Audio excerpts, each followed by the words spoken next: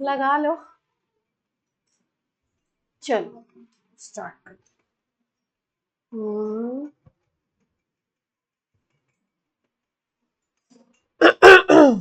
हम लोग क्या क्या कर चुके थे? रदरफोर्ड मॉडल हो गया आपका, थॉमसन मॉडल हो गया, जिसमें कुछ खास ऐसी ज्यादा बात थी नहीं, छोटा मोटा सवाल पूछ लें तो पूछ लें। 24 का जेई का सिलेबस उठा लीजिएगा, मतलब अभी तो नया ही ले लीजिएगा, नया सिलेबस देख लीजिएगा। साइड 24 में डाल्टन एटॉमिक मॉडल और पता नहीं कौन सा एक दो कोई हटा दिए गए सिलेबस से, है ना। तो पढ़ते वक्त देख लीजिएगा क्या है क्या नहीं है, तैयारी करते वक्त। अभी तो सब पढ़ लीजिए जो भी है क्योंकि सबका एक दूसरे से रिलेशन है, तो जरूरत तो पड़ती ही है। आज टॉपिक स्टार्ट कर रहे हैं हम लोग atomic number. Atomic number note करिए, जेड से डिनोट करते हैं इसको। मोजले साइंटिस्ट थे, इन्होंने कई सारे एक्सपेरिमेंट करे, उसके बाद इसको डिस्कवर करा था, है ना। और इन्होंने बोला था कि बहुत सारी जो प्रॉपर्टीज होती हैं किसी एलिमेंट की, properties of element depends on atomic number. Atomic number के ऊपर डिपेंड करती हैं प्रॉपर्टीज एलिमेंट की। और एटॉमिक नंबर जो हम लोग निकालते हैं वो किससे निकालते हैं? Number of proton, number of proton in nucleus. किसी भी एलिमेंट के न्यूक्लियस में कितने प्रोटॉन हैं, उसी नंबर को हम लोग क्या कहते हैं? एटॉमिक नंबर कहते हैं, है ना। नहीं, स्ट्रिक्ट वे में क्या लेंगे? Number of proton. अब अगर हम लोग बात करें दूसरे, इतना ही है एटॉमिक नंबर में, इससे ज्यादा कुछ नहीं। मास नंबर की नोट हो गया।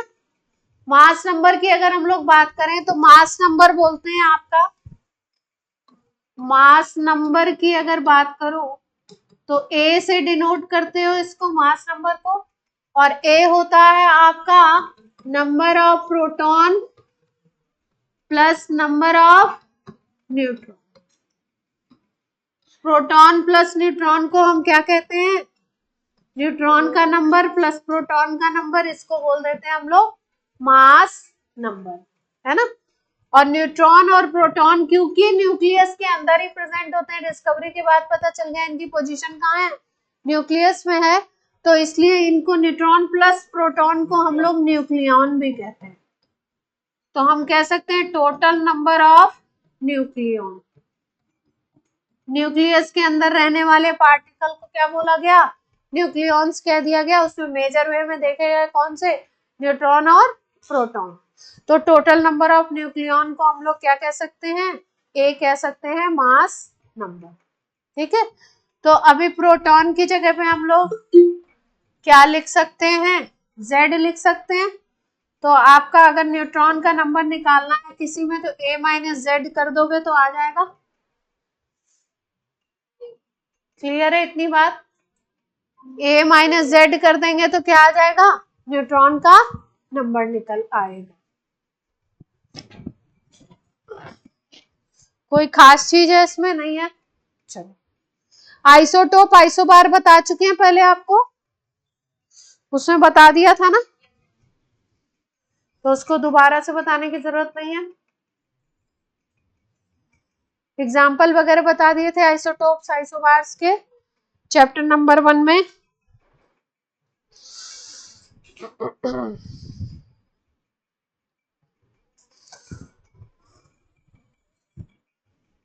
अगला टॉपिक है आइसोटोन्स। आइसोटोन्स, आइसो का मतलब होता है सेम,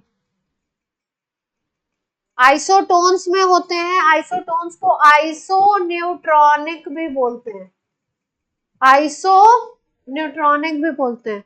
आइसो का मतलब सेम, न्यूट्रॉनिक का मतलब न्यूट्रॉन के नंबर की बात हो रही है ना। तो सेम नंबर ऑफ न्यूट्रॉन अगर होंगे दो उसमें एटम में, तो उनको एक दूसरे का क्या बोलेंगे, आइसोटोन्स बोलेंगे।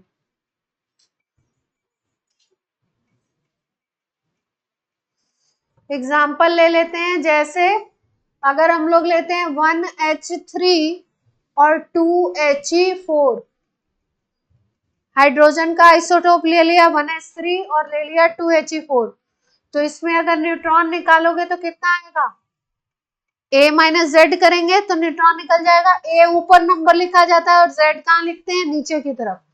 तो A माइनस जेड करोगे तो 2 आ जाएंगे न्यूट्रॉन, और इसमें भी निकालोगे तो कितना आएगा न्यूट्रॉन, 4 माइनस 2 करोगे तो कितना आ जाएगा 2।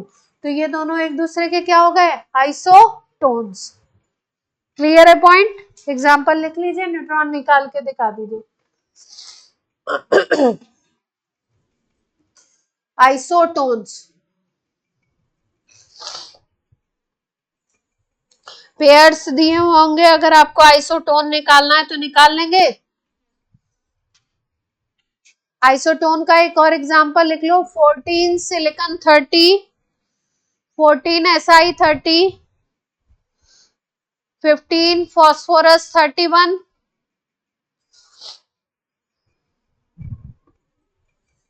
आइसोटोन्स का एक और एग्जांपल लिख लीजिए, 14 सिलिकॉन 30, 15 फास्फोरस 31 और 16 सल्फर 32।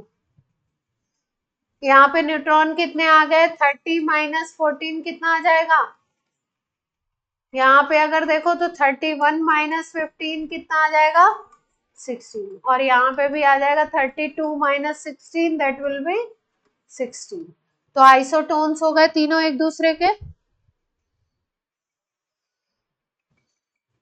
कोई भी पेयर दे करके आपको पहचानने को दे सकते हैं कौन आइसोटोन है, कौन आइसोबार है, कौन आइसोटोप है। आइसोटोप में Z सेम होता था, A डिफरेंट होता था, आइसोबार में A सेम होता है, Z डिफरेंट होता है। आइसोटोन्स में न्यूट्रॉन का नंबर सेम रहेगा, ठीक है।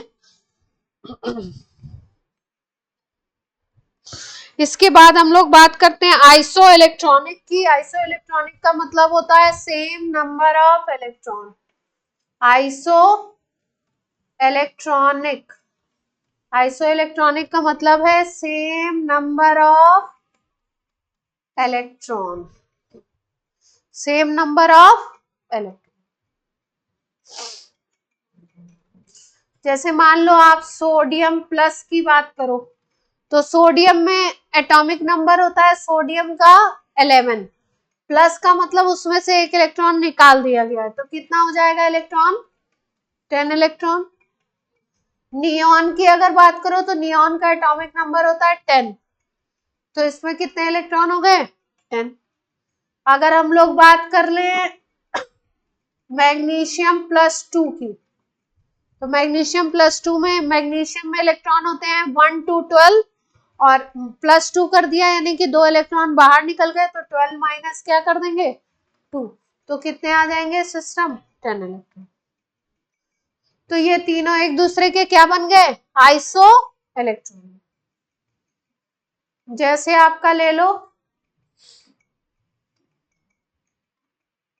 F minus N minus 3 O minus 2, minus का मतलब होता है इलेक्ट्रॉन ऐड हो रहे हैं, तो फ्लोरीन का एटॉमिक नंबर 9, 9 प्लस 1 कितना बन गया 10। नाइट्रोजन का एटॉमिक नंबर 7, 7 प्लस 3 कितना बन गया 10। ऑक्सीजन का एटॉमिक नंबर 8, 8 प्लस 2 कितना बन गया 10। तो ये सब एक दूसरे के क्या बन गए, आइसो इलेक्ट्रॉनिक। कोई ऐसा तो नहीं है जिसको समझ नहीं आ रहा, फास्ट तो नहीं हो रहा है ना, ये तो सिंपल चीजें हैं बिल्कुल। आइसो इलेक्ट्रॉनिक एटम्स भी ले सकते हैं, उसमें कैटेगराइज कर सकते हैं। जैसे यहाँ न्यूट्रल एटम था, यहाँ आयन हो गया, पॉजिटिव वाला भी हो सकता है, नेगेटिव वाला भी हो सकता है। मॉलिक्यूल के लिए भी आइसो इलेक्ट्रॉनिक पूछते हैं, जैसे एग्जांपल लेते हैं मॉलिक्यूल का।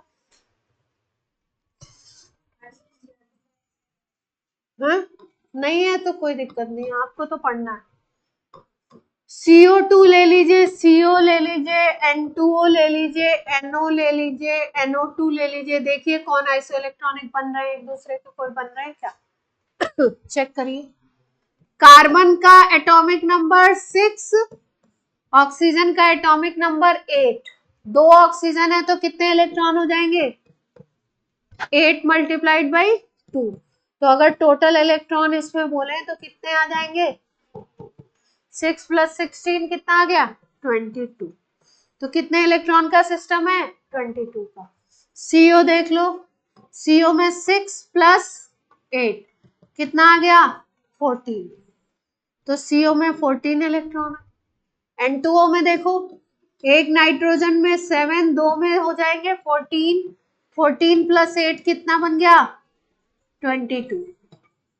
तो यहाँ पे अगर देखो तो ये दोनों एक दूसरे के हो जाएंगे आइसो इलेक्ट्रॉनिक। एक आपको मिला CO2, एक क्या मिला? CO2, और दूसरा क्या मिला? N2O iso electronic. NO देख लीजिए, NO में कितने हैं? 7 + 8 कितना बन गया? 15। NO2 कितना बनेगा? 7 + 16 कितना आ जाएगा? तो आइसो इलेक्ट्रॉनिक केवल 2 ही मिले, कौन कौन से? CO2 और N2।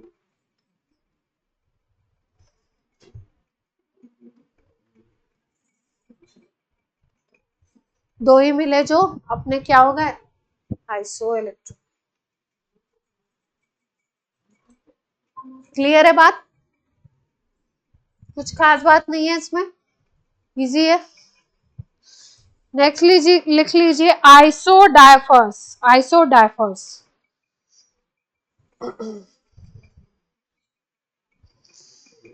atoms having same difference of neutron and proton.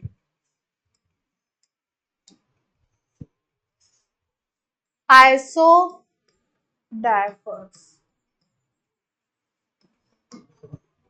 Atoms having same number of neutron minus proton. Neutron के नंबर और प्रोटॉन के नंबर, न्यूट्रॉन माइनस प्रोटॉन करें, वो नंबर अगर सेम आएगा तो ऐसे एटम्स को क्या बोलोगे? आइसोडाइपर्स। न्यूट्रॉन और प्रोटॉन का नंबर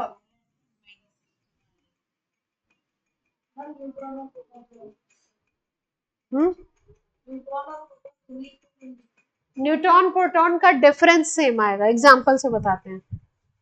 एग्जांपल ले लो, कौन सा एग्जांपल लूं अच्छा सा?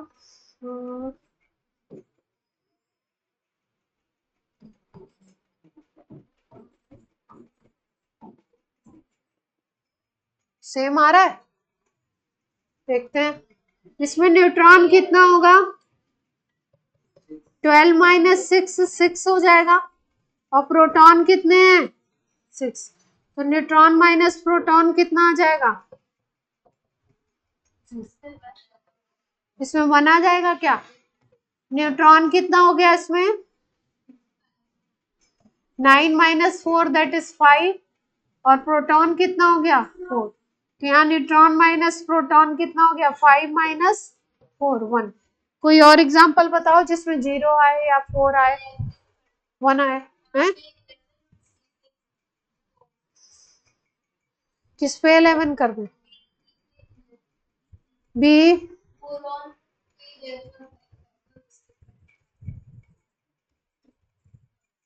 ये, और कार्बन का 13 वाला आइसोटोप, और बोरान का, जय सीधे बैठिए, और बोरान का 11 वाला आइसोटोप है ना। तो देखते हैं इसमें आता है क्या। इसमें न्यूट्रॉन निकालो पहले। 11 - 5 कितना आ गया? 6। और प्रोटॉन कितने होंगे? ये नीचे वाला नंबर। तो न्यूट्रॉन माइनस प्रोटॉन क्या आ गया? 6 - 5 1 आ गया। n - p कितना आ गया इस केस में? 1। अब इसमें देखते हैं, न्यूट्रॉन आ गए 13 - 6 7 बन गए, और प्रोटॉन कितने हैं? 6। तो n माइनस p करोगे तो 7 माइनस 6 दैट इज 1, है ना। तो ये तीनों बन जाएंगे एक दूसरे के, इसमें भी 1 आ रहा है। ऑनलाइन बात क्लियर है? Yes ma'am. ये 3 बन गए एक दूसरे के आइसोडाइपोल्स। Neutron minus proton.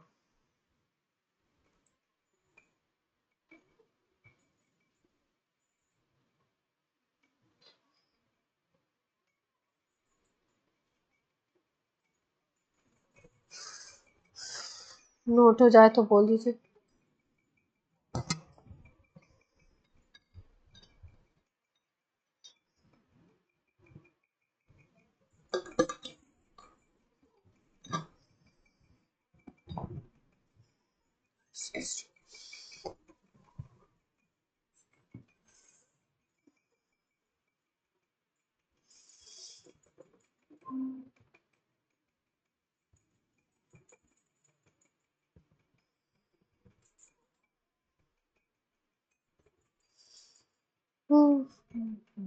हो गया।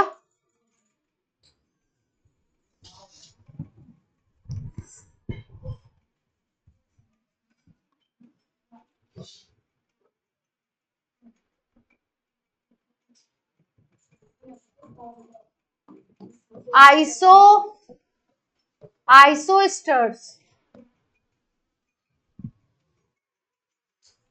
ये ऐसी स्पीसीज होंगी जिसमें सेम नंबर ऑफ एटम्स होंगे, सेम नंबर ऑफ एटम्स होंगे and same number of electron होंगे। सेम नंबर ऑफ एटम्स और सेम नंबर ऑफ इलेक्ट्रॉन्स, दोनों चीजें सेम होनी चाहिए।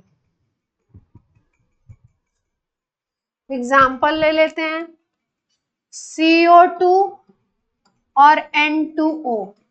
अगर नंबर ऑफ एटम देखो एक मॉलिक्यूल में तो कितने हो गए, 3 दिखाई दे रहे हैं, इसमें भी 3 है, 1 कार्बन एंड 2 ऑक्सीजन, और यहाँ पे भी क्या है, 2 नाइट्रोजन एंड 1 ऑक्सीजन। तो नंबर ऑफ एटम इसमें भी 3 है और इसमें भी 3 है, तो एटम सेम हो गए। अब इलेक्ट्रॉन देख लो, ये वाले में कितने हैं आपके, 6 प्लस 22, और इसमें भी सेम है, 7 प्लस 7 मल्टीप्लाइड बाई 2 प्लस 8, तो 14 प्लस क्या हो गया, 8। इलेक्ट्रॉन भी सेम और नंबर ऑफ एटम्स भी सेम, तो क्या बोलते हैं, आइसोस्टर्स। आइसोस्टर्स। अब तो पहचान लेंगे, कोई दिक्कत हो तो बोलिए।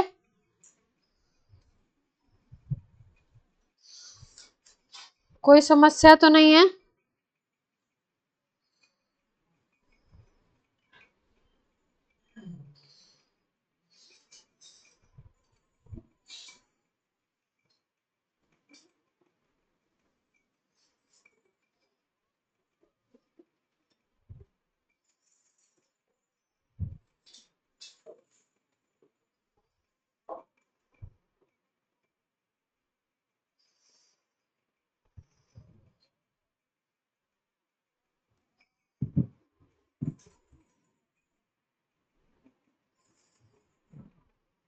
हो गया।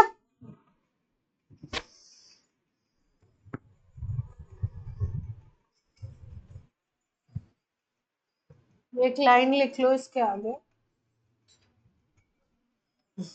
Nuclides after emission of alpha particle are isodiapers। Alpha particle निकलने के बाद जो न्यूक्लियस बनता है वो क्या बनता है, आइसोडाइफर्स। एग्जाम्पल देखते हैं, समझते हैं। जैसे मान लो कोई एटम है, उसमें मान लीजिए कि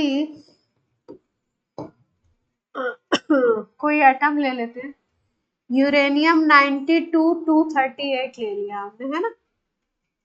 अगर इसमें से एक अल्फा पार्टिकल निकलेगा तो अल्फा पार्टिकल होता है 2He4, अल्फा पार्टिकल निकलता है तो 2He4 बाहर है ना।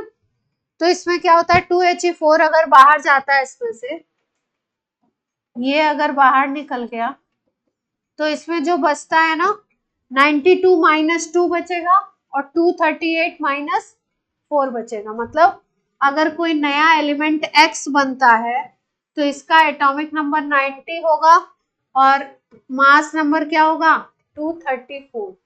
किसी भी रिएक्शन में ऐसे अगर न्यूक्लियर रिएक्शन दी हुई है तो ये नीचे वाले नंबर का एडक्ट सेम रहता है और ऊपर वाले नंबर का इधर लेफ्ट हैंड साइड और राइट हैंड साइड का सेम आएगा, है ना।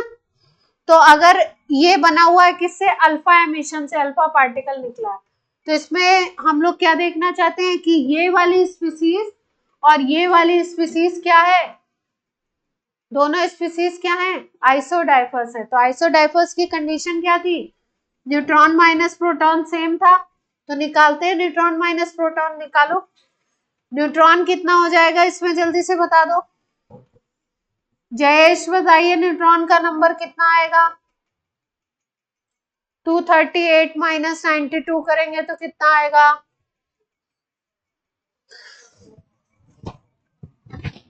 146। न्यूट्रॉन आ गए 146 और प्रोटॉन कितने हैं 92। तो n माइनस पी कितना आ जाएगा, 146 - 92 कितना आ जाएगा, 50। तो n माइनस पी यहाँ पे आ गया 54। और जो नया न्यूक्लियस बना है, नया एलिमेंट बना है अल्फा पार्टिकल एमिशन के बाद, वो क्या है, x है। तो यहाँ पे न्यूट्रॉन निकाल लो, 234 - 90 कितना आएगा, 144। और न्यूट्रॉन माइनस प्रोटॉन करेंगे तो कितना आ जाएगा, 144 - 90 50।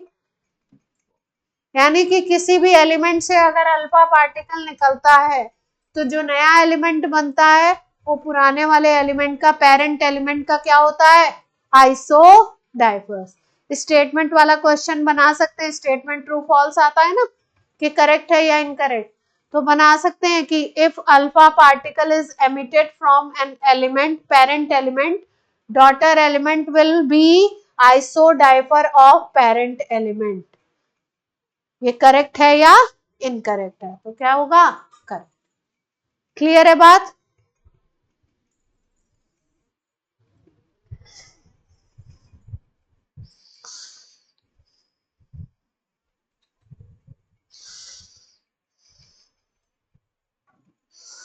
चलिए,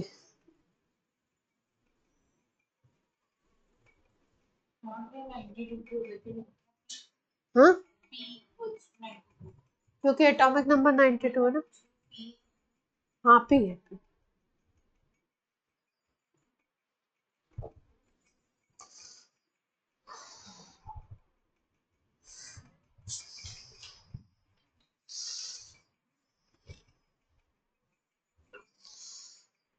चलिए एक क्वेश्चन करके दिखा दीजिए।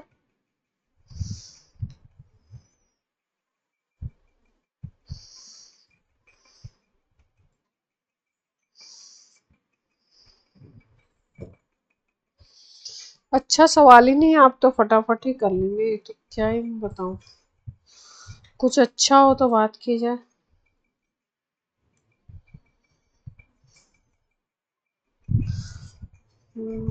क्वेश्चन लिखिए, नंबर ऑफ इलेक्ट्रॉन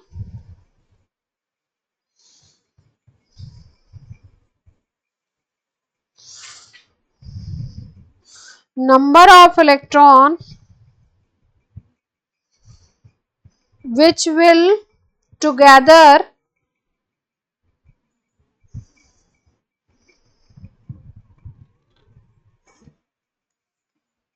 सवाल है आपका,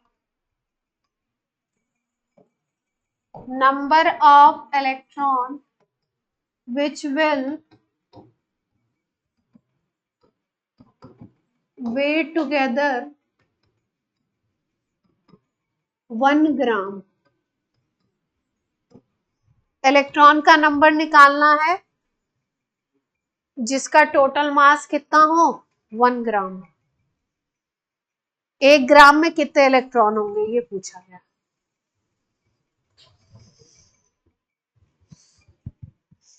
चलिए बता दीजिए।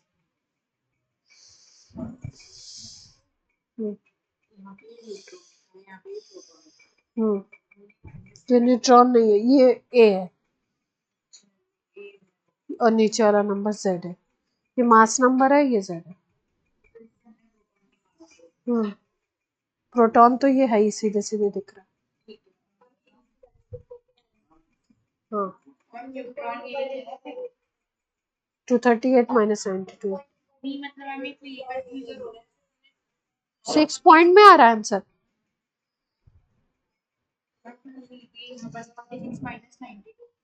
n माइनस पी निकालना चाह रहे हैं ना, आइसोडेफरेंस डेफिनेशन।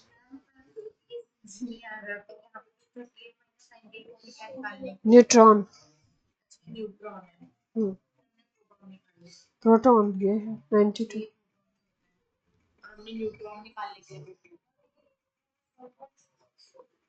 1.66। एक इलेक्ट्रॉन का मास कितना होता है, -31 ग्राम होता है कि केजी। ग्राम में पूछा है तो ग्राम में कन्वर्ट करके निकालिए, आंसर आ गया। निकालिए, बैठे क्यों है सब, बैठे ही हो। आ गया।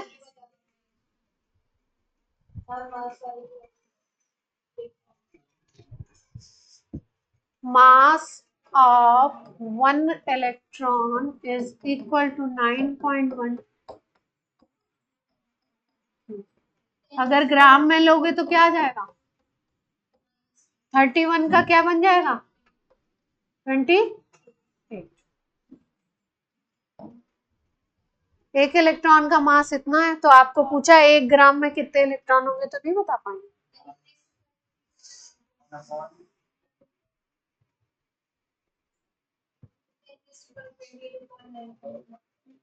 28/9.1 यही होगा। निकला लक्ष्य, निकला। ऑनलाइन आंसर बोलिए, आ रहा है क्या, बात समझ आ रही है कुछ।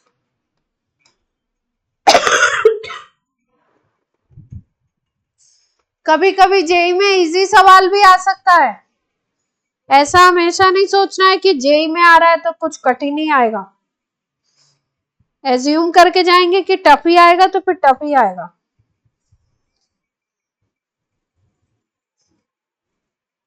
वैष्णवी आ गया।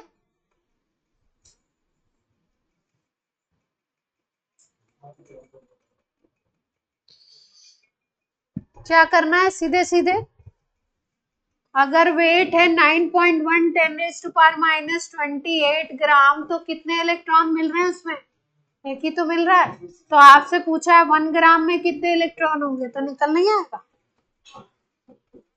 यही तो वैल्यू आएगी। 10⁻28 अगर ऊपर ले जाओगे तो ये आ जाएगा, है ना। अगर इसको तोड़ दो 10 मल्टीप्लाइड बाई 10⁻27 में, तो 9.1 से डिवाइड कर सकते हो, तो 1 पॉइंट कुछ में वैल्यू आ जाएगी।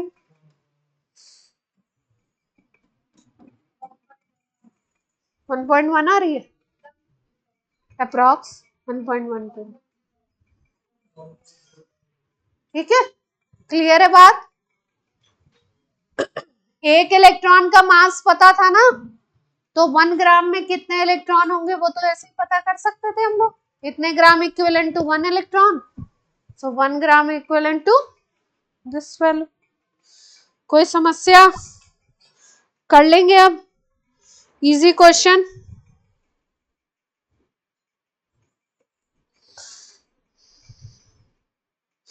एक सेकेंड, जेई में देखते हैं, वैसे कुछ आता नहीं, इतना लल्लू सवाल आता नहीं है।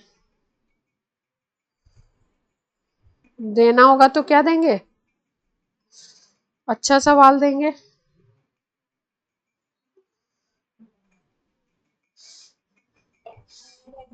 जेई वाले फालतू क्वेश्चन नहीं करते। हाँ बोलो, क्या कह रहे हो, एनसीईआरटी का क्या करना है? एनसीईआरटी के लेवल का भी नहीं है। और तुम कहाँ बैठी हो, क्लास में बैठी हो, कहीं और बैठी हो? हैं? क्लास का डेकोरम तो मेंटेन करके रखो।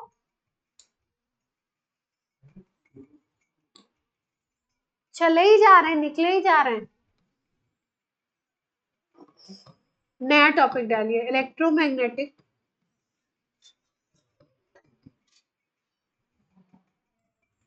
Radiation. Electromagnetic radiation, electromagnetic radiation का क्या मतलब है, समझिए। मान लीजिए कोई चार्ज पार्टिकल है, बेसिकली हम लोग इलेक्ट्रॉन पे फोकस करने वाले हैं, इलेक्ट्रॉन की ही बात करेंगे। आपको एक चार्ज पार्टिकल का एग्जांपल लेके बता रहे हैं। कोई अगर चार्ज पार्टिकल है और अगर वो किसी आपका इलेक्ट्रिक और मैग्नेटिक फील्ड में मूव कर रहा है ना, तो पहली बात तो बोली जाती है कि कोई चार्ज पार्टिकल अगर किसी इलेक्ट्रिक फील्ड में मूव कर रहा है तो वो एक मैग्नेट की तरह काम करता है, मतलब उसके चारों तरफ मैग्नेटिक फील्ड भी क्रिएट हो जाएगा। तो अगर कोई चार्ज पार्टिकल किसी इलेक्ट्रिक और मैग्नेटिक फील्ड में मूव करता है और उसके वेलोसिटी का डायरेक्शन, इलेक्ट्रिक फील्ड का डायरेक्शन और मैग्नेटिक फील्ड का डायरेक्शन, अगर तीनों डायरेक्शन एक दूसरे के परपेंडिकुलर हो तो ऐसे रेडिएशन को, ऐसे वेव को हम लोग क्या बोलते हैं, उस इलेक्ट्रॉन को फिर हम बोलेंगे वेव, और वो इलेक्ट्रॉन को क्या बोला जाएगा, इलेक्ट्रोमैग्नेटिक रेडिएशन या इलेक्ट्रोमैग्नेटिक वेव कह सकते हैं। उस पार्टिकल को हम क्या कह सकते हैं, इलेक्ट्रोमैग्नेटिक रेडिएशन या इलेक्ट्रोमैग्नेटिक वेव। तो इलेक्ट्रोमैग्नेटिक रेडिएशन की क्या खास प्रॉपर्टी है कि आपका जो पार्टिकल की वेलोसिटी होगी और जो उस पर इलेक्ट्रिक फील्ड लग रहा होगा और जो मैग्नेटिक फील्ड लग रहा होगा, तीनों ही वेक्टर क्वांटिटी है, तो तीनों का डायरेक्शन क्या होगा, एक दूसरे के परपेंडिकुलर। अगर एक एक्स एक्सिस में है तो दूसरी वाई में और तीसरी कहाँ पे होगी, जेड में होगी, है ना। तो क्या लिखेंगे डेफिनेशन, अगर लिखेंगे तो क्या लिखेंगे, if a charge particle is moving in influence of electric field and magnetic field,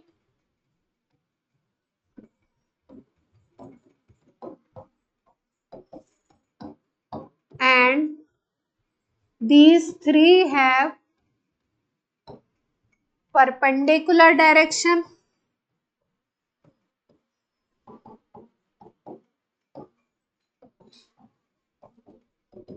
then it is called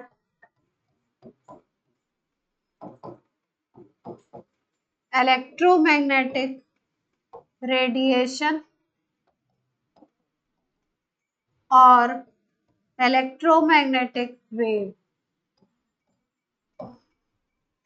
electromagnetic radiation या इलेक्ट्रोमैग्नेटिक वेव। अगर हम लोग बात करें एक्स वाई जेड डायरेक्शन की, किसकी बात करें, एक्स वाई जेड की, मान लो इसको एक्स बोल दिया, इसको वाई बोल दिया, इसको जेड बोल दिया, है ना। मान लीजिए इसकी वेलोसिटी आपकी एक्स डायरेक्शन में है, मैग्नेटिक फील्ड आपका वाई डायरेक्शन में है, और आपका इलेक्ट्रिक फील्ड अगर आपका लगा हुआ है जेड डायरेक्शन में, तो इसको क्या बोलोगे, EM wave, electromagnetic, electromagnetic radiation. B is magnetic field, E electric field, 10th में पढ़ा नहीं है तुम लोगों ने, बी तो पढ़ा होगा, बी पढ़ा होगा, ई थोड़ी पढ़ा होगा, बी पढ़ा होगा। मैग्नेट नहीं पढ़ा गया, वो चैप्टर था मैग्नेट का, फील्ड पढ़ाई गई थी, मैग्नेटिक फील्ड। अभी तो निकले थे तुम 10th से, नहीं पढ़ा, पता ही नहीं यार, हमने तो 10th में ही सब पढ़ लिया था, क्या ही, या हमें गलत याद आता है, बहुत टाइम हो गया इसलिए गलत याद आता।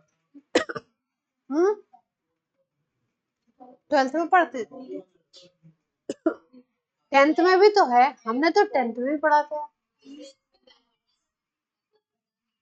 इतना बड़ा नहीं, छोटा चैप्टर है।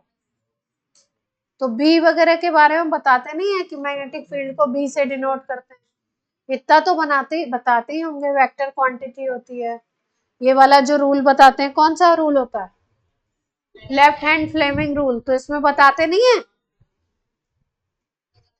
क्या बताते हैं, ये किसकी डायरेक्शन है, करंट की, ये बी की, मैग्नेटिक फील्ड की, और ये क्या है, फोर्स जो लगता है उसकी, तो बताते हैं ना कि ये बी की डायरेक्शन है, ये वाली बी, ये आई, और ये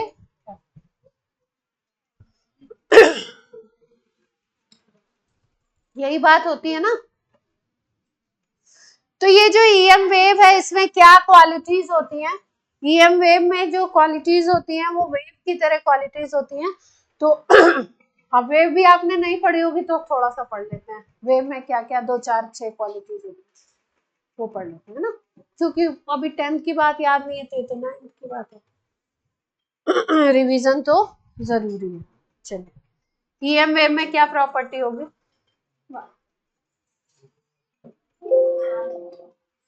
हो गया,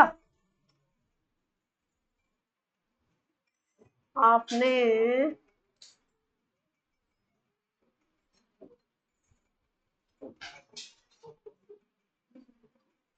ईएम वेव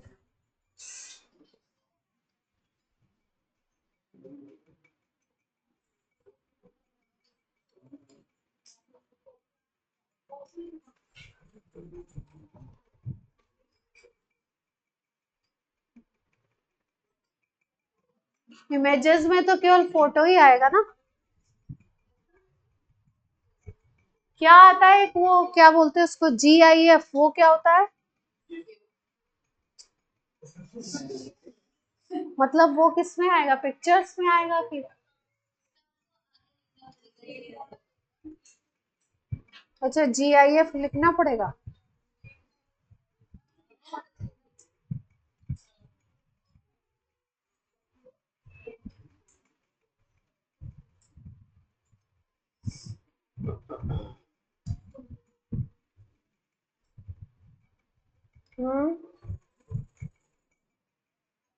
ये देखिए इसको दो,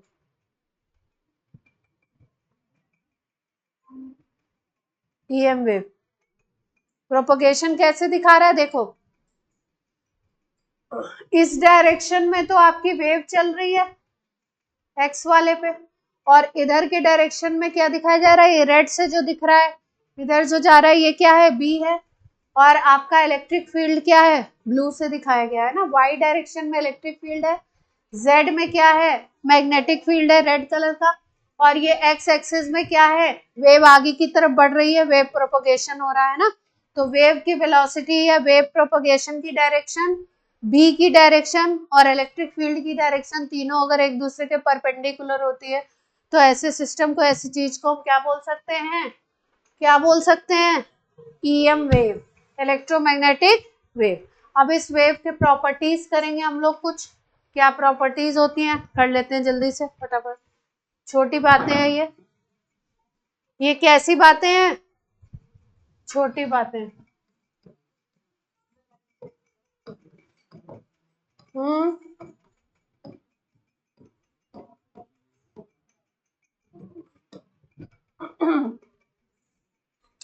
properties of EM wave, first point,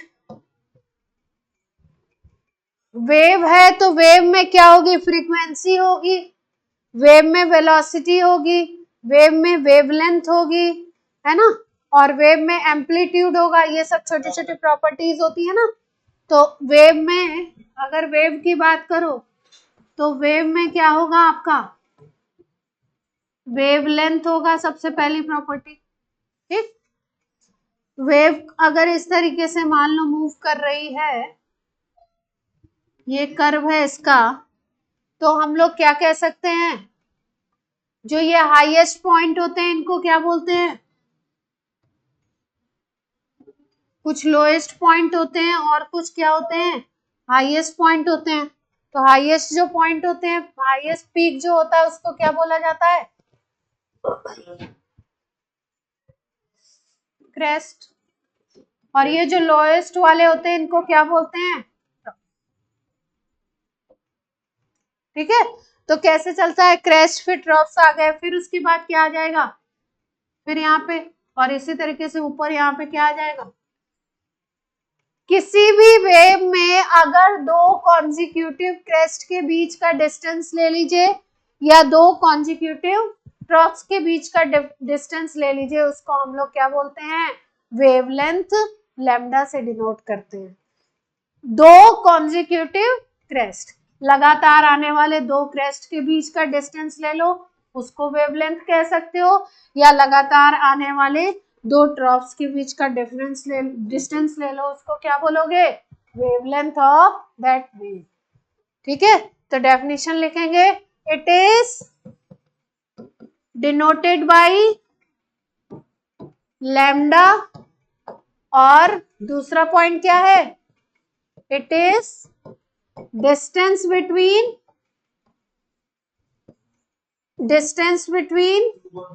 two consecutive crest और two consecutive troughs। कोई दिक्कत, कोई समस्या हो तो बोलिए।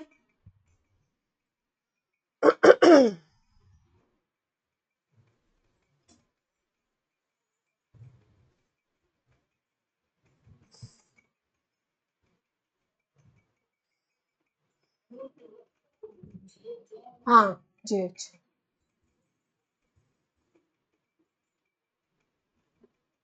दो कॉन्जिक्यूटिव क्रेस्ट के बीच का डिस्टेंस निकाल लो, दो कॉन्जिक्यूटिव ट्रफ्स के बीच का डिस्टेंस निकाल लो, या वेव एक ऑसिलेशन पूरा करने में जितना डिस्टेंस कवर करती है उसको भी बोलते हैं लैम्डा।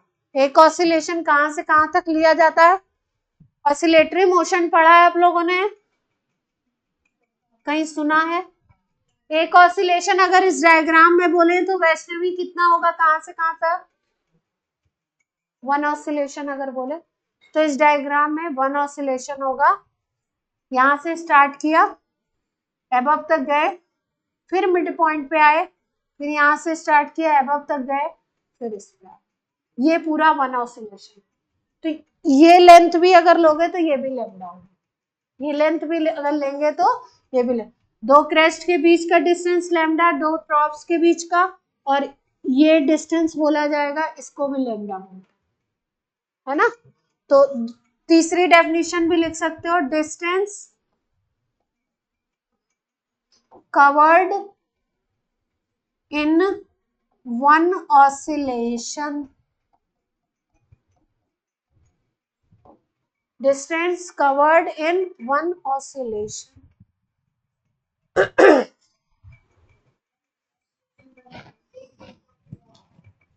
हाँ हाँ, एक ये पूरा आपका स्टार्टिंग पॉइंट से स्टार्ट करके हाई तक जाएगा, फिर मिड पे आएगा, फिर लोएस्ट हाई तक जाएगा, फिर मिड पे आएगा, इसको बोलते हैं। जैसे पेंडुलम अगर आप पढ़ो, कभी फिजिक्स में पढ़ोगे पेंडुलम, तो पेंडुलम का मोशन पीरियोडिक होता है। यहाँ से ये मिड पॉइंट है, को बोर्ड पे देखिए, मिड पॉइंट है, मिड पॉइंट से लेफ्ट में जाए मैक्सिमम, फिर मिड पे आए, फिर मिड से राइट में जाए मैक्सिमम जहां तक, फिर मिड पे आए, इसको पूरा बोलेंगे हम वन ऑसिलेशन, है ना। तो यानी मिड पॉइंट से लेफ्ट, फिर उसके बाद मैक्सिमम, फिर मिड पॉइंट पे, फिर राइट में, फिर मिड पॉइंट पे आएगा, इसको हम लोग क्या बोलेंगे, पूरा वन ऑसिलेशन। ये पेंडुलम के लिए बात कर रहे हैं, ठीक, क्लियर है। चलो सेकेंड पॉइंट पे आते हैं। फर्स्ट प्रॉपर्टी हमने करी है वेवलेंथ, सेकेंड पे आते हैं फ्रीक्वेंसी ऑफ वेव। फ्रीक्वेंसी की बात, हर्ट्ज ने बात की करी थी इस पे, इसकी यूनिट इसीलिए हर्ट्ज बोलते हैं। यूनिट क्या है इसकी, HZ, ये यूनिट होती है। हाँ, H कैपिटल आता है, चेक कर लीजिएगा, HZ। और इसको सेकेंड इनवर्स भी बोल सकते हैं, हर्ट्ज इज सेकेंड इनवर्स भी बोलते हैं इसको। F से डिनोट करते हैं या न्यू से डिनोट करते हैं, फ्रीक्वेंसी को F या न्यू से डिनोट करते हैं। इस चैप्टर में न्यू लेंगे हम लोग, इसको न्यू बोलते हैं। हाँ, सेकेंड इनवर्स, ये इसकी यूनिट है, हर्ट्ज और सेकेंड इनवर्स सेम, दोनों सेम। फ्रीक्वेंसी होती क्या है वैसे, डेफिनेशन अगर लिखें हम, नंबर ऑफ ऑसिलेशन पर सेकेंड। नंबर ऑफ ऑसिलेशन पर सेकेंड को क्या बोलते हो, फ्रीक्वेंसी, उस वेव की फ्रीक्वेंसी। तो वेवलेंथ की बात कर ली वेव की, और किसकी बात कर ली हमने, फ्रीक्वेंसी की। अगर आपको टाइम पीरियड पता हो, टाइम पीरियड अगर आपको पता हो तो फ्रीक्वेंसी निकाल सकते हैं। Frequency is 1/T।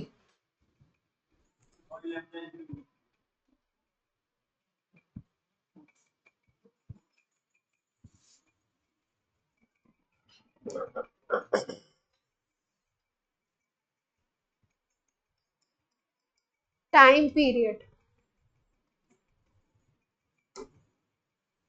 Capital T से डिनोट करेंगे, सेकेंड यूनिट होगी, टाइम पीरियड सेकेंड्स में लेंगे, और एक ऑसिलेशन पूरा करने में जितना टाइम लगेगा उसी को क्या बोलते हो, उसका टाइम पीरियड बोल देते हो। तो time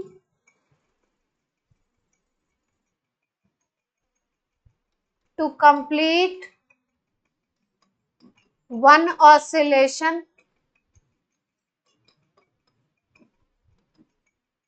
is called time period. जैसे हमने बोला था new is equal to 1/T, वैसे ही रिवर्स करके लिख दो, T is equal to 1/,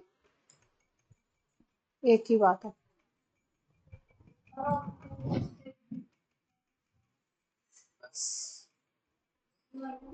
second -1, physics शुरू नहीं हुई अभी,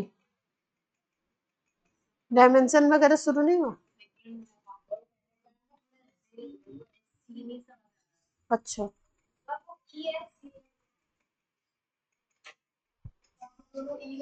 सेकेंड में स्पेलिंग नहीं आती आपको, सेकेंड की, सेकेंड की स्पेलिंग नहीं आती है बहन, है?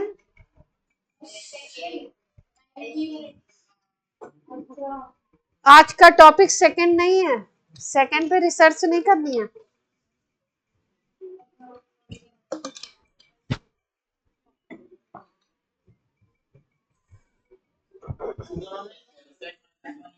हाँ हाँ, ये, अरे भाई इतना कंफ्यूज क्यों हो रहा है, SECOND सेकेंड।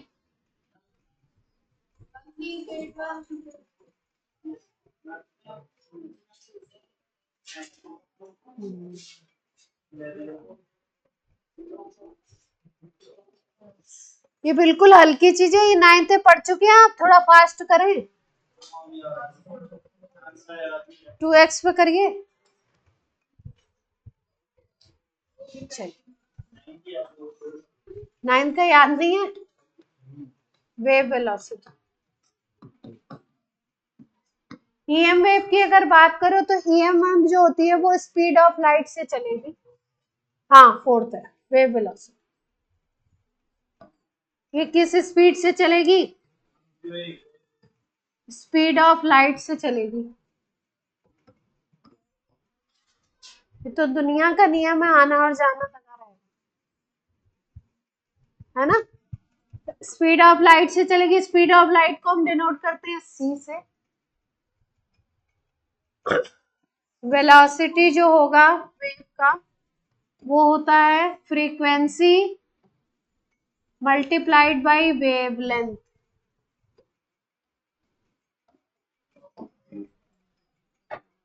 वेलोसिटी की बात करो तो न्यू मल्टीप्लाइड बाय लैम्डा।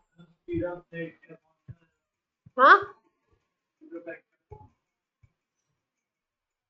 सी, सी से डिनोट करते हैं इसको, सी लिखते हैं इसको।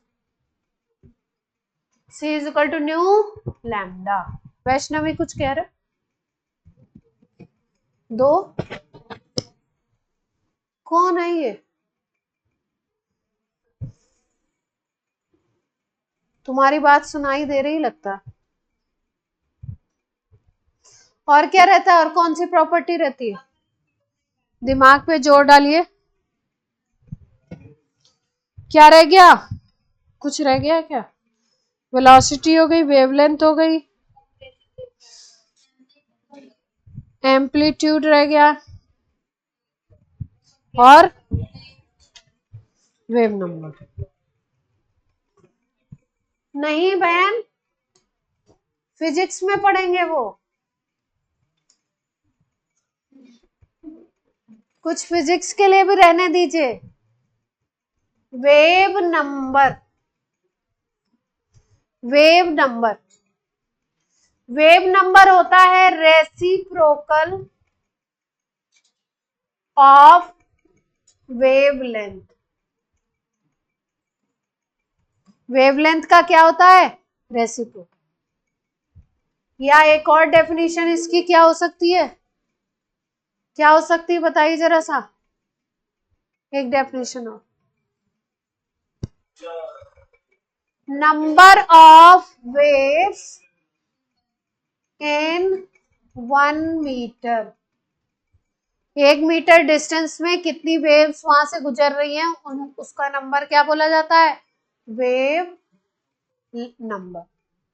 कैसे निकालेंगे इसको? इसको डिनोट करते हैं न्यू बार से। न्यू थी फ्रीक्वेंसी, न्यू के ऊपर एक बार लगा दीजिए तो इसको क्या बोलते हो? Wave number. इसको निकालते हैं 1 बाई लैम्डा से। लैम्डा अगर पता है, वेवलेंथ पता है, तो न्यू बार आ जाएगा 1 बाई लैम्डा। ठीक है। 6th एंड लास्ट,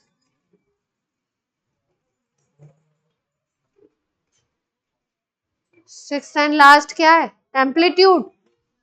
एम्पलीट्यूड रह गया। एम्पली स्मॉल ए से डिनोट करते हैं। ये होगा हाइट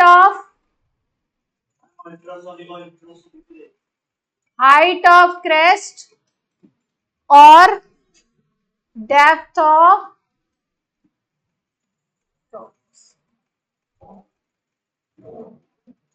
किसी क्रेस्ट की हाइट ले लो, कितनी हाइट है, या ट्रॉफ्स जो बने हुए हैं उसकी डेप्थ ले लीजिए, दोनों सेम आती है, उसको क्या बोलते हो आप? एम्पलीट्यूड। ए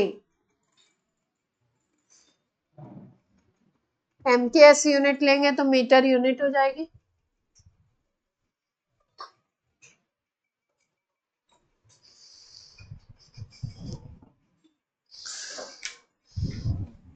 ये तो कुछ था ही नहीं।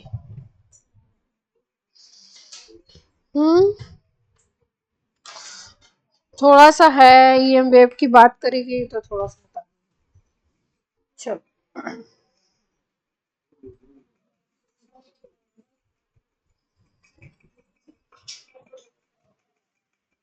डायग्राम में अगर देखें तो ए क्या हो जाएगा? ए की वैल्यू कहाँ पे दी हुई है? ये आपका, ये मैंने कम ज्यादा बना दिया ना, सेम रहेगा। ए है ये एम्पलीट्यूड, ये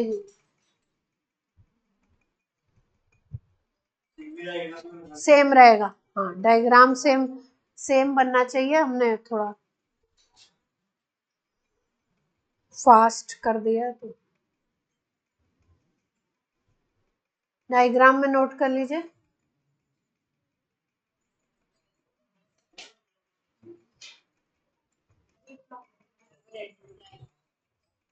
चलिए छोटा सा एक वो कर लीजिए, क्वेश्चन कर लीजिए, छोटू सा सवाल करेंगे, बिल्कुल छोटा सा सवाल। Calculate wave number,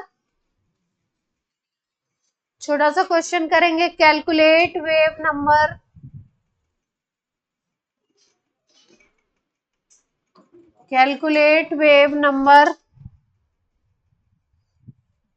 and frequency of yellow radiation. Calculate wave number and frequency of yellow radiation. Frequency of yellow radiation.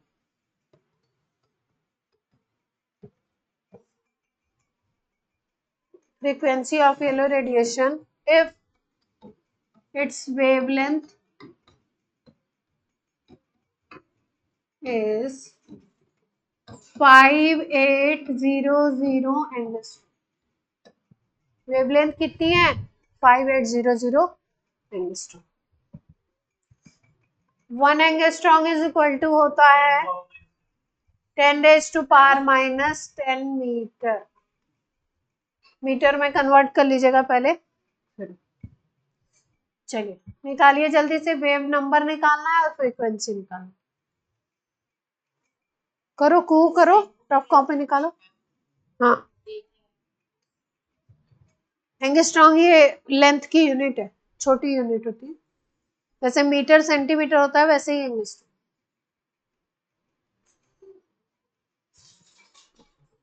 चलिए सब लोग निकालेंगे answer, online offline both.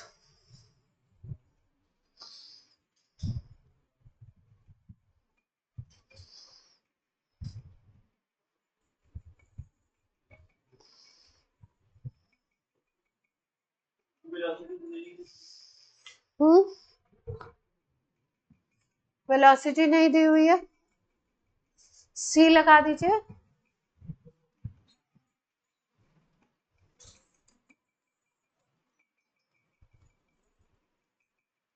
Three multiplied by 10⁸, ये वेलोसिटी लगा दी।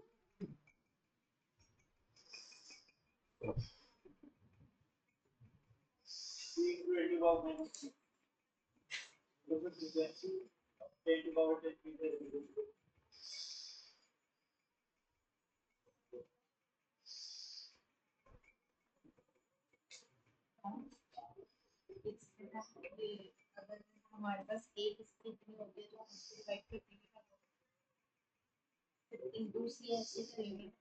नहीं, इसमें मल्टीप्लाई करेंगे ना, तब ये मीटर में कन्वर्ट होगा।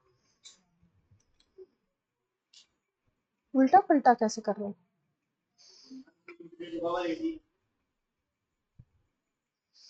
आया?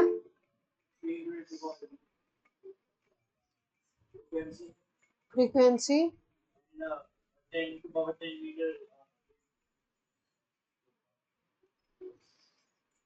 डिफर नहीं कर रहा है ज्यादा, आंसर बहुत डिफर।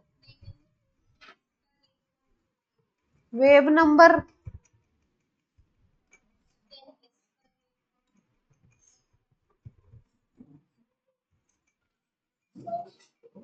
दो डेटा निकालने हैं, दोनों निकालिए। न्यू बार, दोनों का फॉर्मूला लिख देते हैं। Nu bar is 1/λ। लैम्डा को एंगस्ट्रॉम को मीटर में कन्वर्ट कर लीजिएगा बस। केशव का आंसर आ रहा है। और दूसरा क्या निकालना है अपने को? वेवलेंथ निकालनी है, फ्रीक्वेंसी निकालनी है, c/λ है ना। c की वैल्यू पता ही है। क्या नाम है? जयेश। इधर आइए, आगे आइए, मेरे पास आइए, कॉपी लेके मेरे पास आइए जल्दी से।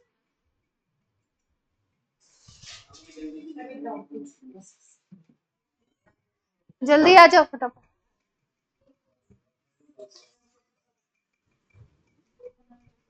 कर लिया आपने?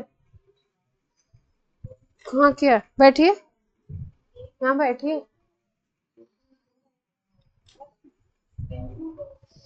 मेरी क्लास में यहीं पे बैठेंगे आप, इधर उधर नहीं बैठेंगे, ठीक है? आपकी सीट फिक्स है, कोई भी आए आपको कहना है मैम यहाँ बैठाएंगी। हाँ तो बताइए क्या निकाला आपने? वेव नंबर ये कैसे आ रहा है? तो आपकी वेवलेंथ तो 5800 दे रखी है, आप 1 एंगस्ट्रॉम क्यों ले रहे हो?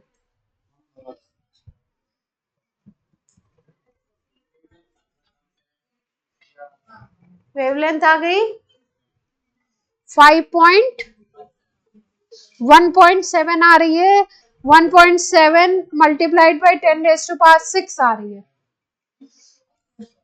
वेव नंबर, और फ्रीक्वेंसी आ रही है 5.172 मल्टीप्लाइड बाई 10⁻14। ठीक है, निकालते हैं, चलिए निकाल लेते हैं। Yes, ma'am, मिल गया तो। लैम्डा क्या था? 5800 एंगस्ट्रॉम था, तो इसको अगर आप मीटर में कन्वर्ट करोगे तो 10⁻10 से मल्टीप्लाई हो जाएगा, है ना? तो ये वैल्यू बन जाएगी 10⁻10, और ये हो गया 5800। अगर इसको तोड़ लो 10⁻6 और 10⁻4 में, है ना, तो ये क्या बन जाएगा? 5800 ऐसे बनेगा। तो 2 जीरो से 2 जीरो उड़ा दीजिए, अब 2 जीरो बचेंगे आपके पास, तो 10⁻6 58 से डिवाइड करोगे किसमें? 100 में, तो वैल्यू क्या आएगी? 1 पॉइंट में कुछ अराउंड में आएगी, है ना? तो 1 पॉइंट कुछ आएगी इस तरीके से न्यू बार। क्या वैल्यू बताई थी मैंने? 1.7। 2 डिजिट तक निकालेंगे हमेशा आंसर। कहां तक निकालेंगे? 2 तक, डेसिमल के 2 डिजिट। फिर आपको निकालना है न्यू, तो न्यू के लिए सी लगाना पड़ेगा आपको, 3 मल्टीप्लाइड बाई 10⁸, और लैम्डा फिर से मीटर में ही लगाना है, तो यही वैल्यू आएगी 5800 10⁻⁻10। 10 को ऊपर ले जाएंगे तो 14 बन जाएगा, है ना? तो ये बन जाएगा 3/58, और ये 2 जीरो हटाओगे तो 8 बनेगा, 8 बनेगा 16, ये बनेगा। अब 16 को अगर 14 करते हैं तो यहाँ 300 हो जाएगा, 100 का मल्टीप्लाई, तो जैसे ही 100 का मल्टीप्लाई करोगे 300/58, और ये बनेगा 10⁻14, है ना? अब 58 से डिवाइड कर देंगे 300 में, अगर 50 होता तो कितना आता? 6 में आता, है ना? 58 है तो 6 से क्या आएगा? थोड़ा छोटा ही आएगा, तो 5 पॉइंट में कुछ आ रहा है। यूनिट का ध्यान रखेंगे, न्यू बार तो ये मीटर का इनवर्स होगा, ये मीटर इनवर्स में आएगी, और फ्रीक्वेंसी है तो किस में आएगी? फ्रीक्वेंसी किस में आ जाएगी? हर्ट्ज में। ठीक है, दोनों आया। अब करिए, कहाँ ध्यान था आपका? वेव फ्रीक्वेंसी, अरे वेवलेंथ 5800 एंगस्ट्रॉम दे रखी है, तो आप 1 एंगस्ट्रॉम क्यों लगा रहे हो? 1 लगा के फटाफट आंसर बोल रहे हैं। कोई आंसर बोल रहा है, अगर मैं उसके आंसर को ओके नहीं कर रही हूँ तो मतलब समझिए गलत है आंसर, रीचेक हो गया। आपका आया? यहाँ तक तो आ गया ना, वेव नंबर निकाल लिया, और दूसरा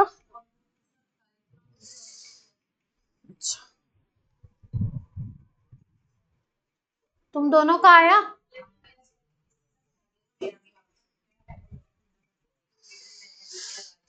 इससे इजी सवाल नहीं हो सकता है ना?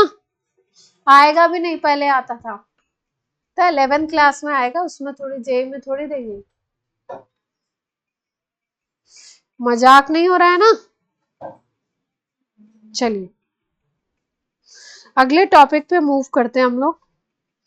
अच्छा सा प्यारा सा टॉपिक करते हैं, बढ़िया सा। अब इसमें कोई भी चीज आपको वेवलेंथ दे करके, वेलोसिटी पता है, फ्रीक्वेंसी पूछ लें, टाइम पीरियड पूछ लें, वेव नंबर पूछ लें तो निकाल लेंगे ना। छोटी मोटी बातें हैं ये। c is equal to nu lambda याद रखना है अपना। Lambda is equal to c by nu या c is equal to nu lambda. एक फॉर्मूला याद रखो, वेव नंबर याद रखो 1 बाई लैम्डा, टाइम पीरियड याद रखो 1 बाई फ्रीक्वेंसी, है ना। दो ही चार ये छोटी चीजें याद है तो काम बन जाएगा आपका। चलिए अब हम लोग आ जाते हैं सीधे सीधे, कुछ थ्योरीज करेंगे। प्लैंक ने अपनी एक थ्योरी दी, उसमें इन्होंने अपना एक मॉडल दिया, क्वांटम मैकेनिकल मॉडल की बात करी। प्लैंक ने एक थ्योरी दी, उसमें बात हुई कि इलेक्ट्रॉन जो है वो आपका पार्टिकल की तरह काम कर रहा है या वेव की तरह काम कर रहा है। इलेक्ट्रॉन में दो तरीके के नेचर होते हैं। इलेक्ट्रॉन का नेचर डुअल होता है। कैसा बिहेवियर होता है? Dual behaviour. कुछ ऐसी प्रॉपर्टीज होती हैं जिससे ये प्रूव होता है कि इलेक्ट्रॉन पार्टिकल है, और कुछ ऐसी प्रॉपर्टीज होती हैं जिससे ये प्रूव होता है कि इलेक्ट्रॉन वेव है। तो पार्टिकल नेचर में जैसे इलेक्ट्रॉन में वेलोसिटी है, इलेक्ट्रॉन है काइनेटिक एनर्जी, और पार्टिकल नेचर को और अगर फोकस करें हम लोग तो एक स्पेशल फिनोमेनन होता है, उसको हम लोग कहते हैं फोटो इलेक्ट्रिक इफेक्ट। ये पार्टिकल्स शो करते हैं। तो ये सारे फिनोमेनन हमको फोटो इलेक्ट्रिक इफेक्ट पढ़ना है। एक स्पेशल फिनोमेनन है ब्लैक बॉडी रेडिएशन, वो करना है हमको VBR। और फिर उसके बाद हम लोग बात करेंगे वेव नेचर में कि वेव नेचर कैसे है। फिर वेव और पार्टिकल को हम लोग एक दूसरे के साथ रिलेट करेंगे। तो सबसे पहले स्टार्ट ही कर देते हैं हम लोग। इलेक्ट्रॉन में कैसा नेचर है? डुअल नेचर है। डुअल नेचर में भी एक है आपका कौन सा नेचर? पार्टिकल। और दूसरा कौन सा है? Electron as a wave. Electron as a particle अगर है तो आप ये बोलते हो कि इलेक्ट्रॉन जो होगा ये एक फिनोमेनन शो करेगा, उसको बोलते हैं फोटो इलेक्ट्रिक इफेक्ट। क्या बोलते हैं? Photo electric effect. और दूसरा फिनोमेनन हम लोग बात करें अगर इसमें तो हम बोलते हैं ब्लैक बॉडी रेडिएशन। ऑनलाइन बच्चों वॉइस क्लियरिटी है? दोनों को डिटेल में पढ़ना है हमको, VBR और फोटो इलेक्ट्रिक इफेक्ट दोनों को पढ़ेंगे डिटेल में। फिर वेव नेचर में अगर बात करें तो दो प्रॉपर्टीज। वेव नेचर को हमको ज्यादा डिस्कस वैसे नहीं करना है, मतलब वेव की डिटेल नहीं करनी है ज्यादा, वो फिजिक्स का पार्ट है। इसमें वेव अगर कोई चीज है तो उसमें एक फिनोमेनन होता है इंटरफेरेंस और एक फिनोमेनन होता है डिफ्रैक्शन। एक फिनोमेनन है इंटरफेरेंस और एक है डिफ्रैक्शन। इंटरफेरेंस डिफ्रैक्शन क्या होता है वो बता के हम लोग आगे बढ़ जाएंगे, उसकी डिटेल में नहीं जाना है, वो 12th की फिजिक्स में है। होता क्या है थोड़ा सा बता देंगे। तो आज हम लोग स्टार्ट कर रहे हैं पार्टिकल नेचर का एक फिनोमेनन जिसको हम कहते हैं फोटो इलेक्ट्रिक इफेक्ट। हेडिंग डालेंगे photo electric effect, diffraction.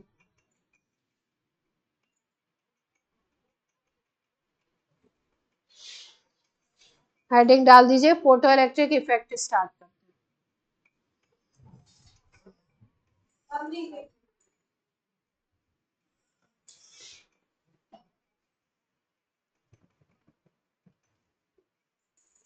Simple phenomenon है, अच्छा टॉपिक है। पहले समझेंगे फिर लिखेंगे। पहले पेन कोई नहीं चलाएगा, पहले समझेंगे पूरा टॉपिक फिर नोट करेंगे। इजी है, दो फॉर्मूला है, सारे सवाल सारे क्वेश्चन बन जाए। हाँ चलिए, फोटो इलेक्ट्रिक इफेक्ट की बात हो रही है। Photo electric effect, photo word, photon word जहां पे भी यूज कर दिया जाए, इसका मतलब बात करी जा रही है सनलाइट की, है ना। किसकी बात हो रही है? सनलाइट की बात हो रही है, क्योंकि सन से जो एनर्जी मिलती है वो लाइट के छोटे छोटे पैकेट्स के फॉर्मेट में आती है। प्लैंक ने बताई थी ये थ्योरी। छोटे छोटे जो पैकेट्स होते हैं उनको हम लोग बोलते हैं क्वांटम। क्या कहते हैं? छोटे एनर्जी के पैकेट्स को क्वांटम बोलते हैं। अगर इसका प्लूरल बोले तो उसको हम लोग बोलते हैं क्वांटा, है ना। तो प्लैंक ने ये बताया कि सनलाइट, सन से जो एनर्जी आ रही है वो किस तरीके से आ रही है? छोटे छोटे पैकेट्स में आ रही है। जैसे मान लो कि हम लोग बोले कि करेंसी जो है अपने देश की वो क्या है? रुपी है ना, 1 रुपी। तो इसका मतलब अगर हम बोल रहे हैं 1000 रुपीज, तो वो 1 रुपीज के कितने टाइम्स हो जाएगा? उससे कोई छोटा और उससे कोई बीच में कोई है क्या? 2.5 रुपीज है क्या कोई सिस्टम अपने पास? पहले चलते थे 50 पैसे, अभी पैसे वैसे का तो कोई कॉन्सेप्ट है नहीं। तो अभी क्या है? सबसे छोटी यूनिट क्या हो गई? 1 हो गई, है ना। तो अगर हम बोलते हैं कि किसी को हमने 1000 रुपीज दिया, यानी कि 1 रुपीज का कितने टाइम्स दिया हमने? 1000 टाइम्स दिया। उसी तरीके से प्लैंक ने समझाया कि जो एनर्जी सन से आ रही है वो किस तरीके से आती है। जैसे 1 रुपए होता है, 1 रुपए, 2 रुपए, 3 रुपए, 4 रुपए ऐसे देते हैं हम। उसी तरीके से सन से एनर्जी छोटे छोटे एनर्जी के पैकेट्स के फॉर्मेट में आती है। उन एनर्जी पैकेट्स को हम, सनलाइट के जो पैकेट्स हैं उनको फोटोन कहते हैं, और या उनको हम क्या कह सकते हैं? क्वांटम कह सकते हैं। क्या नाम दे सकते हैं उसको? क्वांटम। इसीलिए इनके मॉडल को क्वांटम मॉडल भी बोलते हैं। उसको हम लोग बोलते हैं क्वांटम। एक है तो उसको क्वांटम, और अगर प्लूरल है तो क्वांटा। क्या नाम देते हैं? क्वांटम। तो फोटो इलेक्ट्रिक इफेक्ट के बारे में बात करी थी हर्ट्ज ने, और इन्होंने क्या बात बताई कि अगर आप कोई मेटल का सरफेस लेते हो, क्या लिया है हमने? मेटल सरफेस ले लिया कोई, और इस मेटल सरफेस पे सनलाइट डाली जाए, सनलाइट गिरे, इस पे पड़े, सनलाइट इस पे फॉलन अप हो रही है। अगर ये सनलाइट इस पे फॉलन अप हो रही है और इस सनलाइट से के गिरने से इसमें इलेक्ट्रॉन मूव करने लगे, इसमें क्या मूव करने लगे? इलेक्ट्रॉन। और आपको पता है कि मूवमेंट ऑफ इलेक्ट्रॉन को क्या कहते हो आप? मूवमेंट ऑफ इलेक्ट्रॉन को आप कहते हो करंट। क्या कहते हो? करंट, है ना। तो अगर लाइट के इफेक्ट से, लाइट के किसी मेटल सरफेस पे गिरने से उसमें इलेक्ट्रॉन क्रिएट होते हैं और इलेक्ट्रिसिटी क्रिएट हो सकती है उससे, तो हम लोग बोलते हैं कि इस फिनोमेनन को हम लोग क्या कहते हैं? किसी मेटल सरफेस से अगर इलेक्ट्रॉन इजेक्ट होने लगा, निकलने लगा, तो इस फिनोमेनन को बोलते हैं photo electric effect. Photo electric effect क्यों कहते हैं? क्योंकि अगर इलेक्ट्रॉन निकला और इलेक्ट्रॉन मूव करने लगा तो movement of electron is called current, है ना। तो इसका मतलब आपने सनलाइट डाली और उससे क्या बनने लगा? करंट क्रिएट होने लगी, करंट जनरेट होने लगी, और इस करंट को हम कहते हैं फोटो इलेक्ट्रिक करंट। जो इलेक्ट्रॉन निकलते हैं उनको बोलते हैं फोटो इलेक्ट्रॉन। इलेक्ट्रॉन को क्या बोलते हैं? Photo electron. फिनोमेनन को क्या कहते हैं? Photo electric effect. तो अगर किसी एप्रोप्रिएट फ्रीक्वेंसी या वेवलेंथ की आप लाइट किसी मेटल सरफेस पे डालो और उस मेटल सरफेस से इजेक्शन ऑफ इलेक्ट्रॉन स्टार्ट हो जाता है, होने लगता है, तो इस फिनोमेनन को कहते हैं फोटो इलेक्ट्रिक इफेक्ट। इस इजेक्शन ऑफ इलेक्ट्रॉन से क्या होता है? करंट क्रिएट होती है, उसको कहते हैं photo electric current. Total phenomenon is photo electric effect. Current create होगी, फोटो इलेक्ट्रिक करंट, और जो इलेक्ट्रॉन निकलेगा उसको क्या बोलोगे? Photo electron. क्या बोलेंगे? Photo electron. क्लियर है बात? तो आपसे क्वेश्चन पूछा जाता है कि जैसे मान लीजिए ये किसी मेटल का सरफेस है और इस पे हम लोगों ने 500 हर्ट्ज की फ्रीक्वेंसी की लाइट सनलाइट डाल दी, ठीक है। तो क्या हमेशा ऐसा होगा कि इलेक्ट्रॉन निकलना शुरू हो जाएगा? आपने लाइट डाली और इलेक्ट्रॉन निकलने लगेगा? बोलेंगे नहीं। एक्सपेरिमेंट करते हैं तो देखते हैं किसी केस में इलेक्ट्रॉन निकलता है, किसी केस में इलेक्ट्रॉन नहीं निकलता। इसका मतलब बोला गया कि जो भी मेटल है, जिसका भी सरफेस आपने लिया है, उसके लिए एक मिनिमम फ्रीक्वेंसी रिक्वायर्ड है। जैसे मान लो सोडियम है, सोडियम के लिए 500 हर्ट्ज अगर रिक्वायर्ड है और आप देते हो लाइट 499 हर्ट्ज की फ्रीक्वेंसी की, तो इलेक्ट्रॉन नहीं निकलेगा। जब 500 की दोगे या 500 से ज्यादा की दोगे, अगर उसके लिए वो वैल्यू 500 है, मिनिमम 500 है, तो आप अगर उससे ज्यादा की दो या उतनी दो, तब इलेक्ट्रॉन जो है निकलना स्टार्ट होगा। यानी कि हर मेटल के लिए each metal have a certain frequency, fix frequency होगी, उसको हम कहते हैं थ्रेशोल्ड फ्रीक्वेंसी। क्या बोलते हैं उसको? थ्रेशोल्ड फ्रीक्वेंसी, है ना।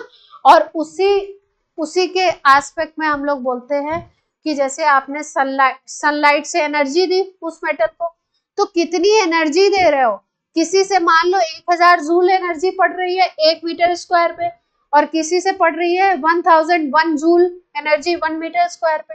अब हो सकता है 1000 जूल एनर्जी से उस 1 मीटर स्क्वायर पे इलेक्ट्रॉन ना निकले, और जैसे ही आपने 1001 किया वैसे इलेक्ट्रॉन निकलना स्टार्ट हो गया। यानी कि एनर्जी का भी एक फिक्स अमाउंट है कि कितनी एनर्जी डाल रहे हो। उस एनर्जी के फिक्स अमाउंट को उस मेटल के लिए बोलते हैं वर्क फंक्शन। तो फोटो इलेक्ट्रिक इफेक्ट में 2-4 टर्म है। इफेक्ट है क्या? फोटो इलेक्ट्रॉन किसको कहते हैं, फोटो इलेक्ट्रिक करंट किसको कहते हैं, थ्रेशोल्ड फ्रीक्वेंसी, थ्रेशोल्ड वेवलेंथ क्या होगा, और उस मेटल का वर्क फंक्शन क्या होगा। वर्क फंक्शन बोलते हैं मिनिमम कितनी एनर्जी चाहिए। मान लीजिए सोडियम मेटल का 1 मीटर स्क्वायर एरिया है, उसके लिए आपको चाहिए 1000 जूल एनर्जी, उसको आप बोलोगे वर्क फंक्शन। 1000 जूल एनर्जी अगर देते हो या उससे ज्यादा एनर्जी की लाइट देते हो तो इलेक्ट्रॉन निकलेगा, अगर उससे कम दोगे तो इलेक्ट्रॉन नहीं निकलेगा। यानी एक मिनिमम एनर्जी भी चाहिए, एक मिनिमम फ्रीक्वेंसी भी चाहिए। फ्रीक्वेंसी को थ्रेशोल्ड फ्रीक्वेंसी और मिनिमम एनर्जी को बोलते हैं वर्क फंक्शन। क्लियर है बात? ठीक है। तो इसमें तो कुछ है नहीं, चलिए अगली स्लाइड पे। पहले डेफिनेशन लिखेंगे, अच्छा सा प्यारा सा डायग्राम बनाएंगे, फिर सारे टर्म्स एक एक लिखेंगे, फिर फॉर्मूला पे आएंगे, फिर क्वेश्चन करेंगे। हाँ? क्या टाइम हो रहा है?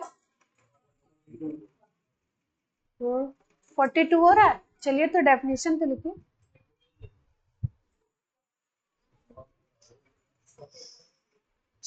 डेफिनेशन तो लिखेंगे, कुछ तो काम करेंगे।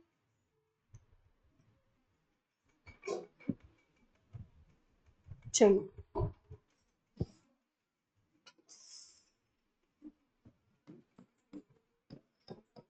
फोटो इलेक्ट्रिक इफेक्ट की डेफिनेशन।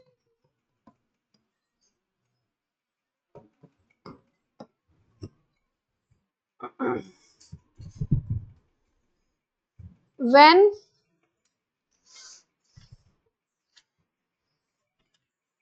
an appropriate amount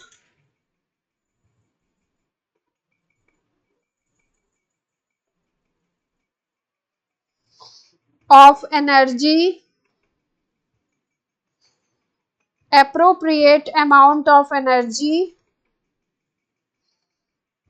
और करके लिखिए, when a beam of light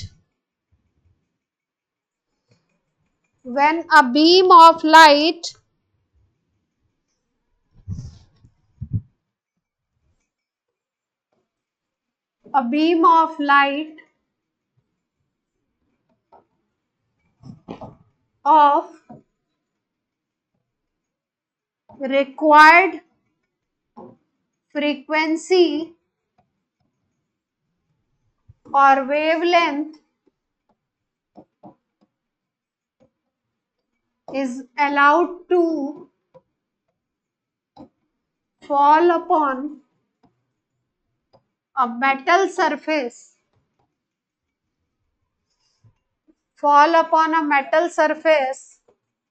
and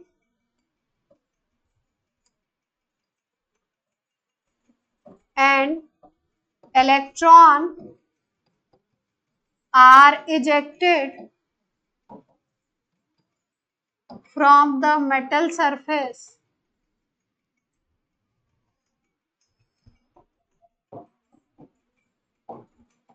this phenomenon is called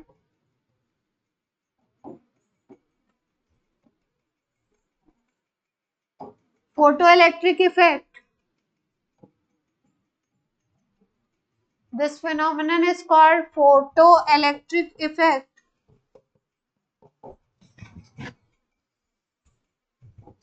and electrons are called photoelectron.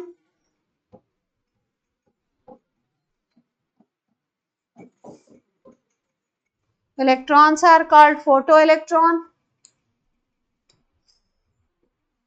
Current created by this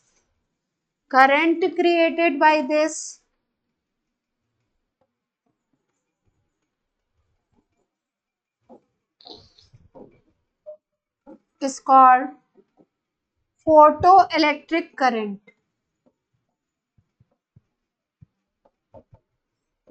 Photoelectric current. Current जो क्रिएट होगी उसको क्या बोलोगे? Photoelectric current.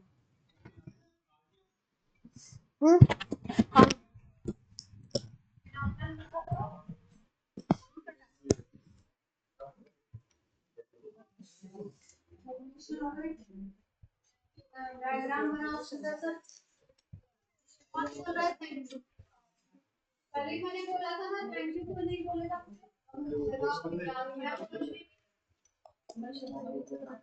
जब मैं बोलूंगी तभी कुछ भी होगा. थोड़ी अपने मन से.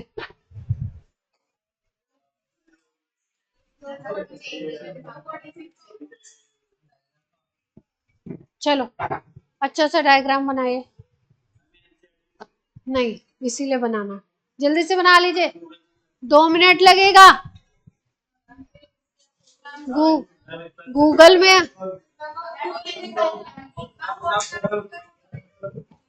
गूगल में रहेंगे तो फिर गूगल हो जाएंगे.